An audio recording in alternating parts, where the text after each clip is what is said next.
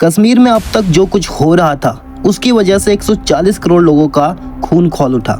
हर किसी को बस यही उम्मीद थी कि अब कुछ बड़ा होने वाला है और अब भारत ने पाकिस्तान को एक ऐसी चोट दी है, एक ऐसा सर्जिकल स्ट्राइक जिसमें ना कोई टैंक चलाया गया, ना कोई मिसाइल, ना 2016 जैसी सर्जिकल स्ट्राइक हुई, ना बालाकोट जैसी एयर और सर्जिकल स्ट्राइक। अब जो होने वाला है वो पाकिस्तान की कल्पना से भी बिल्कुल परे होगा। क्या हो अगर पाकिस्तान की तरफ जाने वाली नदियों में रोक लगा दी जाए? जी हाँ, आप बिल्कुल सही सुन रहे हैं। भारत सरकार ने पाकिस्तान जाने वाली नदी पर यानी सिंधु नदी पर रोक लगा दी है। दोस्तों, यह फरमान पाकिस्तान के लिए मौत का फरमान है। जरा सोच कर देखिए, पाकिस्तान की 80% खेती यानी 1.6 करोड़ हेक्टेयर जमीन इसी सिंधु सिस्टम पर निर्भर है। पानी रुका तो भूखमरी। इस पानी का 93% सिंचाई में जाता है। बिना इसकी खेती ठप हो जाएगी। 23 करोड़ से ज्यादा आबादियों का पेट इसी नदी से पलता है। खाने के लाले पड़ जाएंगे। कराची, लाहौर, मुल्तान जैसे बड़े शहर इन्हीं नदियों पर टिके हुए हैं। पानी बंद तो शहरों में हाहाकार। पाकिस्तान के बड़े बड़े पावर प्रोजेक्ट बेला मंगला इसी पानी से चलते हैं। पानी रुका तो बिजली गुल। पूरे पाकिस्तान में अंधेरा छा जाएगा। उद्योग धंधे बंद। शहरी पानी सप्लाई रुकेगी तो लोग सड़कों पर उतर आएंगे। दंगे भड़क सकते हैं।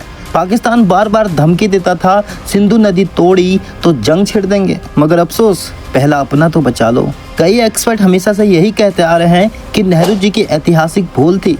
उन्होंने सोचा था कि इसमें दोनों देशों में दोस्ती बनी रहेगी, मगर पाकिस्तान ने तो हमेशा पीठ में छुरा ही भोंका, आतंकी हमले कराता रहा। अब सही होगा, क्योंकि खून और पानी एक साथ नहीं बह सकते। मोदी सरकार का यह फैसला पाकिस्तान पर एक जोर का तमाचा है। ऐसी गहरी चोट है कि पाकिस्तान दशकों तक कराहता रहेगा। बालाकोट हमले का भारत ने एयर स्ट्राइक से जवाब दिया। पुलवामा में हमलों का भारत ने सर्जिकल स्ट्राइक से जवाब दिया। अब पहलगाम में हमले का भारत ने वाटर स्ट्राइक से जवाब दिया है।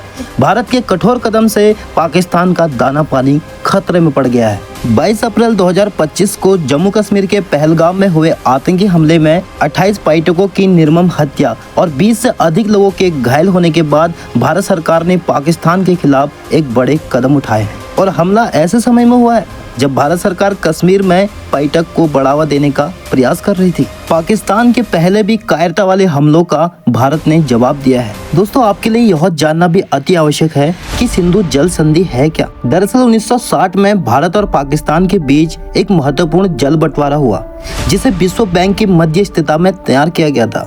इस संधि का मुख्य उद्देश्य सिंधु नदी प्रणाली के जल संसाधनों के उपयोग को लेकर भारत और पाकिस्तान के बीच संभावित विवादों को टालना था। इस समझौते के तहत सिंधु नदी प्रणाली के 6 प्रमुख नदियों को 2 समूह में विभाजित किया गया। पूर्वी नदियां ब्यास, रावी और सतलज का अधिकार भारत को दिया गया, जबकि पश्चिमी नदियां सिंधु, झेलम और चिनाब के जल का उपयोग पाकिस्तान को सौंपा गया।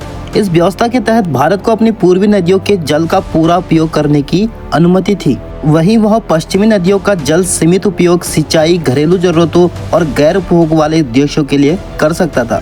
लेकिन अब भारत ने इस समझौते को खत्म कर दिया है। लेकिन अब वाटर स्ट्राइक के बाद पाकिस्तान पर क्या नुकसान हो सकता है? पाकिस्तान की लगभग 80% खेती जो करीब 1.6 करोड़ हेक्टेयर में फैली है, जो कि सिंधु नदी प्रणाली पर पूरी तरह निर्भर करती है। इस जल से सुविधा मिलने वाले लगभग 93% हिस्सा केवल सिंचाई में काम आता है। अगर यह पानी न मिले तो देश में खेती असंभव हो जाएगी। और वहीं इस सहायक नदियों से कराची, लाहौर, मुल्तान जैसे बड़े शहरों की जल आपूर्ति पूरी होती थी। तरबेला और मंगला जैसे पाकिस्तान की प्रमुख जल विद्युत परियोजना भी सिंधु नदी पर आधारित है, जो देश की ऊर्जा जरूरतों को पूरा करने में अहम भूमिका निभाती थी। भारत के सिंधु जल समझौता खत्म करने से पाकिस्तान खाद्य उत्पादन बुरी तरह से प्रभावित हो सकता है, जिससे लाखों लोगों की खाद्य सुरक्षा खतरे में पड़ सकती है। सिंधु जल आपूर्ति बाधित होने से पाकिस्तान के शहरी इलाकों में जल संकट उत्पन्न हो सकता है, जिससे सामाजिक अशांति फैलने की संभावना बढ़ जाएगी। साथ ही बिजली उत्पादन भी प्रभावित होगा,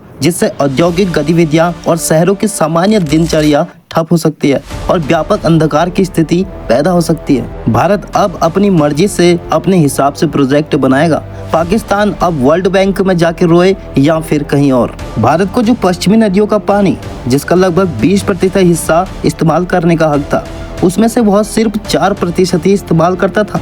बाकी 16% पाकिस्तान चला जाता था। अब भारत इस 16% पानी को रोकने और इस्तेमाल करने का तरीका ढूंढेगा। इसके लिए डैम और कैनाल बनाने पड़ेंगे। इसमें वक्त लगेगा, लेकिन भारत ने अब इरादा पक्का कर लिया है। तो दोस्तों, आपका क्या कहना है इसके बारे में हमें कमेंट सेक्शन में ज़रूर बताएं। साथ ही वीडियो को लाइक करें और कमेंट सेक्शन में जय हिंद जय भारत ज़रूर लिखें।